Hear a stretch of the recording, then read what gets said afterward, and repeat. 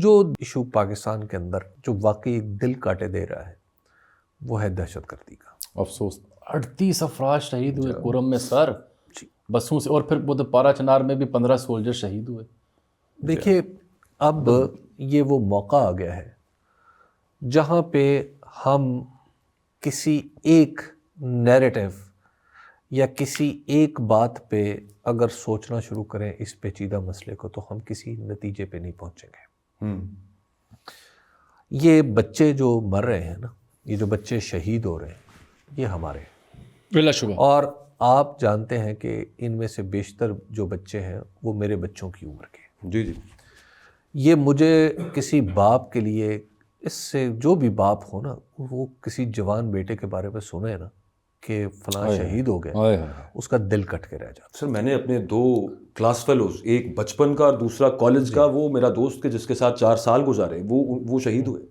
مطلب وہ کہاں جاتا ہے وہ؟ تو میں نے اپنے کلاس فیلو کا جنازہ اٹھایا. اچھا، جب یہ صورتحال ہو، شہید ہو گیا تھا جی، جب یہ صورتحال ہو تو اب ہمیں اپنے بچوں کے خون کا حساب بھی کرنا چاہیے.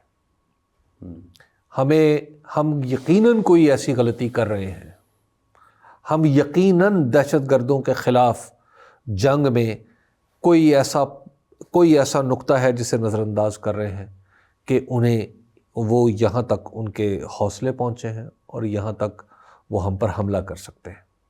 ہمیں اب اس پوری اسٹریٹجی پہ غور کرنا چاہیے. ہمارے بچے شہید ہو رہے ہیں، لیکن ہماری خواہش یہ اور ہماری فوج اس لیے ہے کہ ہمارے بچے دوسرے کی سرزمین پہ شہید ہوں، دوسرے کی زمین پہ شہید ہوں. اپنی سرزمین پہ انہیں پھولوں کے ہار ڈالے جائیں. بالکل. اپنی سرزمین میں وہ محفوظ ترین رہیں اور یوں رہیں کہ جیسے وہ ماں کی گود میں. یہ اپنے ہی بچوں کا اپنے ہی سرزمین پر خون بہنا ہمارا دل چیرے دے رہا ہے، ہمارا سینہ پھاڑے دے رہا ہے.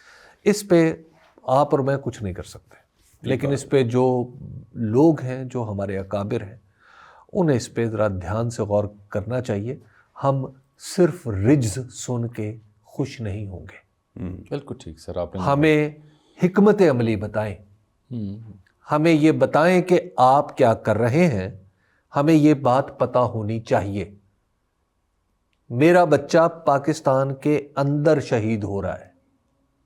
دشمن سر گھر پہ حملہ آور اور گھر کے جو فریق، جو افراد ہیں وہ آپس میں لڑ رہے ہوں، تو مجھے اب ہمیں یہ سوچنا بھی ہے، یہ سمجھنا بھی ہے، یہ جاننے کی کوشش بھی کرنا ہے. میں تھوڑے کہے کو کافی سمجھیے. یعنی آپ کے جذبات کا احساس مجھے ہو رہا ہے سر، آپ کی آنکھوں سے بھی جھلک رہا ہے. ہم اپنے بچوں کا خون اپنی دھرتی پہ بہتا ہوا دیکھنا ہمارے لیے مشکل ہے.